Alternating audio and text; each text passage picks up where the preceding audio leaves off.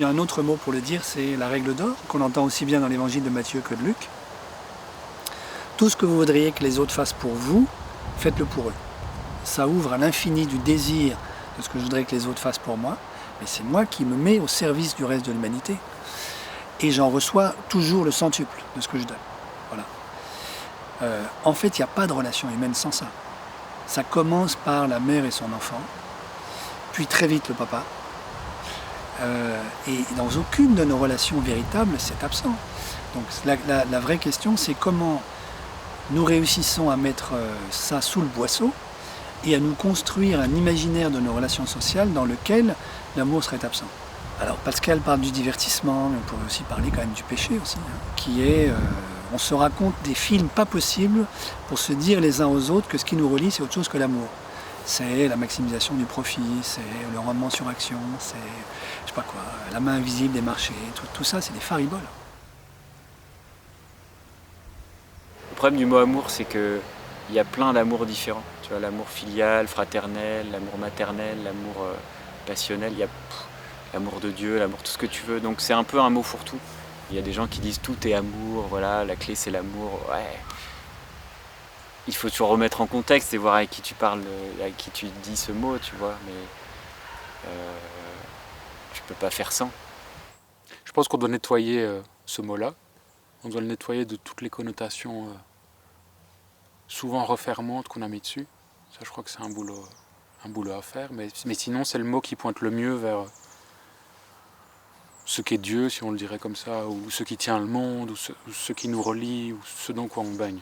C'est ce que tous les peuples ont nommé amour. Poser les mots, oser poser les mots n'est jamais anodin. Je crois que quand on pose un mot comme celui-là, on donne une permission. Dire aux personnes, vous avez le droit de vous aimer les uns les autres, je ne sais pas si c'est un devoir, peut-être c'est même un devoir, mais en tout cas vous en avez le droit. Vous avez le droit d'ouvrir vos cœurs, c'est peut-être donner la première permission en fait. Donc là où Pablo Servigne et ses amis ont tout à fait raison, c'est nous rappeler que une des grandes leçons de la biologie, notamment de la biologie évolutive aujourd'hui, c'est que les espèces qui prospèrent sont des espèces qui coopèrent, que le secret de la vie, c'est la coopération, ça n'a jamais été la guerre de tous contre tous, et que notre expérience humaine la plus basique, la plus élémentaire, la plus fondamentale, c'est l'amour, et pas du tout la haine de l'autre. La haine de l'autre est dérivée, c'est une jalousie angoissée, craintive, parce que aimer l'autre, c'est se rendre vulnérable. Et à partir du moment où je suis vulnérable, évidemment, l'autre peut en profiter.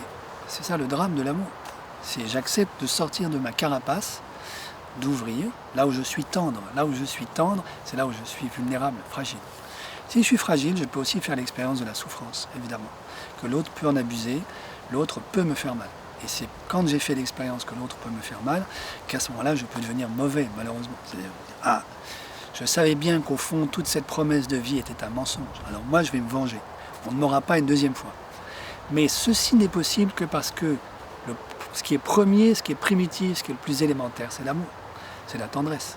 Et c'est quand la tendresse, malheureusement, est le lieu où on peut abuser de moi et me faire souffrir, me faire violence, que à ce moment-là, malheureusement, je peux être tenté de me dire, bon, c'est ça la vérité de la vie.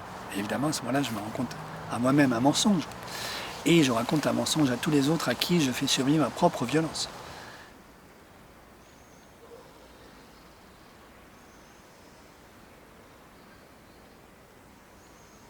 Je comprends pas par exemple les personnes qui disent on peut pas accepter tout le monde.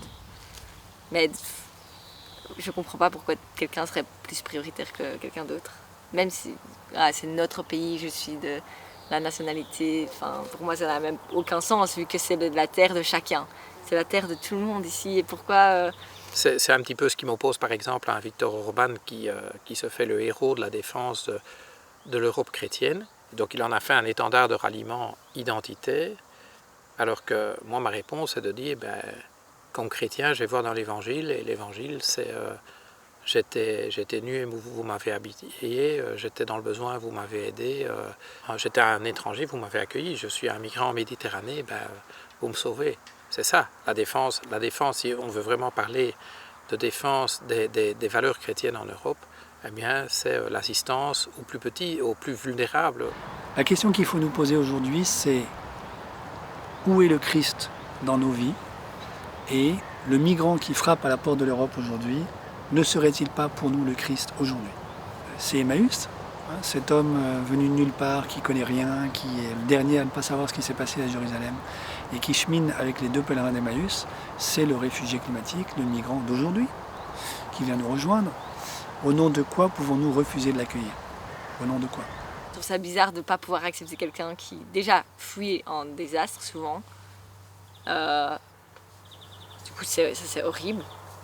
Et puis de ne pas être accepté dans un monde où on a tout, où on est servi et on a juste peur de perdre notre maison 4 façades. En plus, nos sociétés auraient beaucoup à gagner à l'accueillir, parce qu'il a beaucoup à nous apprendre, c'est vrai. Et par exemple, dans une maison en Suisse que je connais où on accueille des réfugiés, les récits de vie de ces réfugiés, quand je peux les entendre, sont extraordinaires et très très très instructifs pour nous. Voilà. On apprend de la part des survivants, parce que pour quelques-uns qui arrivent chez nous et qui ont survécu, il y en a beaucoup qui meurent, qui dans la Méditerranée, qui dans l'Himalaya, qui dans le désert. On apprend de ceux qui ont survécu comment on fait pour survivre, ça c'est clair. Et nos sociétés ont tout à fait beaucoup à gagner à apprendre ça aujourd'hui, plutôt qu'à le redécouvrir elles-mêmes dans quelques années lorsque ce sera notre tour. Mais c'est la même expérience que j'ai faite avec les enfants de la rue. C'est-à-dire, je croyais moi m'en occuper, et en fait c'est moi qui ai tout reçu d'eux. En fait. J'ai été envoyé comme coopérant du service national au Tchad, avec une ONG catholique. Ma mission, c'était d'être prof de maths et de physique dans un collège jésuite au sud du Tchad, dans une petite ville qui s'appelle Sahar. Ce que j'ai fait, avec beaucoup de bonheur. Dans le même temps, j'ai côtoyé beaucoup d'enfants de la rue. Donc j'allais le soir avec les autres volontaires qui étaient avec moi. On allait souvent manger une petite salade au marché musulman. Et c'est au marché que les enfants de la rue de Sahar se réunissaient le soir pour aller dormir. Donc j'avais repéré ça, donc au début je suis arrivé avec de la quinine pour les aider à se soigner contre le paludisme, qui est le fléau contre lequel les enfants n'ont aucun moyen de se prémunir, parce qu'à la première crise de palu, en gros, ils meurent. Puis après je leur ai acheté à manger, on a mangé ensemble, par terre, dans la rue. Puis après je suis allé dormir dans la rue, avec eux. C'était l'époque où le président en place, le président de la République du Tchad, Idriss Déby, avait lancé un appel à la police, autorisant la police à exécuter sans jugement les voleurs pris sur le vif. Donc c'était une manière de terroriser les enfants et la population.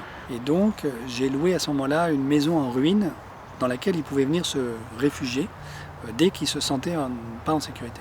De fil en aiguille, on est devenus des vrais amis, à tel point qu'ils m'ont protégé, alors ils sont devenus mes gardes du corps, contre notamment une femme à un moment qui voulait m'empoisonner. Alors dès qu'il la voyait, il lui jetait des pierres, c'était très efficace. Donc j'étais très protégé. Donc c'était évidemment une période dont je garde un souvenir absolument émerveillé. Et je peux dire que c'est les enfants qui m'ont évangélisé. C'est-à-dire qu'ils m'ont refait faire l'expérience qu'on a besoin de rien ou de pas grand-chose pour être heureux, que la joie est disponible, elle est là. Il faut y consentir.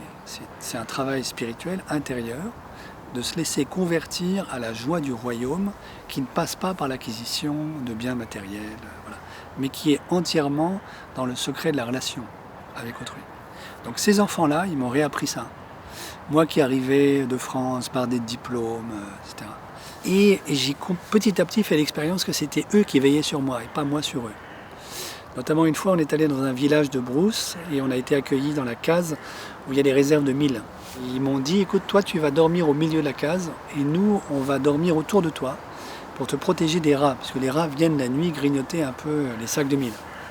Et donc s'ils trouvent des corps humains jonchés sur le sol qui les empêchent d'accéder au mil, ils grignotent un peu les corps humains. Voilà. Et donc c'est là que j'ai compris que c'est eux qui me protégeaient en fait, c'était pas moi qui les... Voilà.